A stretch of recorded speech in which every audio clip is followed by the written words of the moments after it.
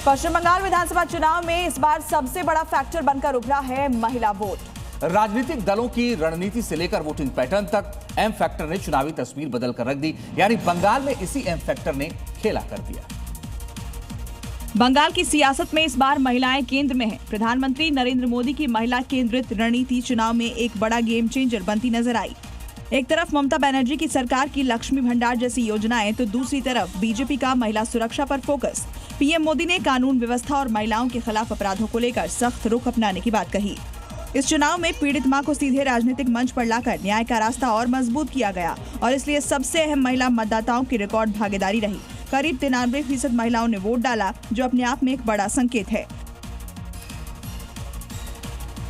पश्चिम बंगाल में चुनाव के दौरान पीएम मोदी के अलग अंदाज को देखने के लिए लोग वहां पर उमड़े थे और इस दौरान चुनाव में प्रधानमंत्री का अलग अंदाज दिखा भी।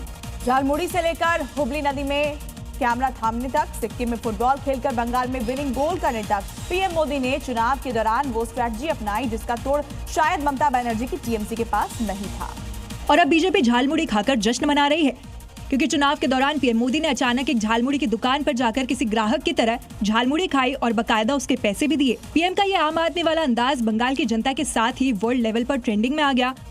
और फिर चुनाव प्रचार खत्म होने के बाद सिक्किम में सुबह फुटबॉल खेलने के साथ की पीएम मोदी ने फुटबॉल तो सिक्किम के ग्राउंड पर खेला, लेकिन गोल बंगाल में किया, क्योंकि फुटबॉल बंगाल के लोगों का प्रिय खेल है और पीएम मोदी ने वही मैसेज देने की कोशिश की है। बीजेपी उम्मीदवार शुवेंदु अधिकारी का बड़ा बयान सामने आया, कहा पार्टी और गृह मंत्री से चर्चा करेंगे। शुवेंदु अधिकारी ने साफ किया कि बीजेपी परिवार आधारित पार्टी नहीं है और वे एक अनुशासित कार्यकर्ता के रूप में पार्टी के निर्देशों का पालन करेंगे। शुवेंदु अधिकारी ने कहा कि उनका काम पूरा हो चुका है और व्यक्तिगत फैसलों की कोई भूमिका नहीं है। एक और अहम खबर, पश्चिम बंगाल में वो शख्स जिसने ममता बनर्जी के खिलाफ सीधे तौर पर लोहा लिया, चाहे वो नंदीग्राम हो या फिर भवानीपुर। शुवेंदु अधिकारी ने साल 2022 में पहले ममता बनर्जी को नंदीग्राम से हराया और फिर भवानीपुर में उनके खिलाफ ताल ठोक दिया। साथ ही हिंदुत्व के मुद्दे पर मुखर होकर दीदी के गढ़ में उन्हें चैलेंज दिया। सेकंड फैक्टर है, ये पूरा हिंदू के ऊपर जितना अत्याचार किया मालदा, मुर्शिदाबाद, मोथाबाड़ी से लेकर हिंदू ने पूरा खत्म कर दिया ममता को। बंगाल में शुवेंदु ने टीएमसी के खिलाफ मोर्चा खोला।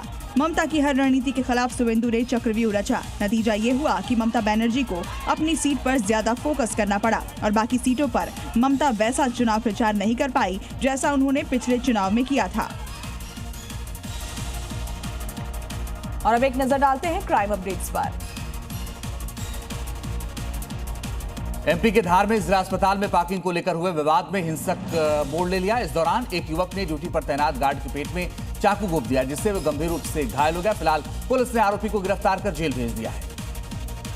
यूपी के कानपुर में पुलिस ने 1600 करोड़ रुपए के घोटाले का खुलासा किया है। दरअसल सिंडिकेट ने गरीब मजदूरों के नाम पर 68 फर्जी खाते खोल रखे थे, जिनसे वो कैश विड्रॉल करते थे। लूट की एक मामूली सी संदिग्ध घटना ने पुलिस को स्लॉटर हाउस फंडिंग और जीएसटी चोरी के अंतर्राष्ट्रीय स्तर के घोटाले का राज खोल दिया। यूपी के जालौन में उरई पुलिस ने जुए के एक बड़े ठिकाने का भंडाफोड़ करते हुए 11 जुआरियों को भी गिरफ्तार किया है। पुलिस ने यह कार्रवाई मुखबिर की सूचना पर, इस दौरान पुलिस ने भारी मात्रा में कैश और मोबाइल फोन भी बरामद किया है। यूपी के सहारनपुर में विजिलेंस टीम ने रिश्वतखोर सरकारी कर्मचारी को रंगे हाथों गिरफ्तार कर लिया। राज्य कर विभाग का सहायक आयुक्त माल सप्लाई करने वाले व्यापारी से हर महीने पैसे देने की मांग कर रहा था, जिसके बाद टीम ने शिकायत पर जाल बिछाकर आरोपी को रिश्वत लेते दबोच लिया।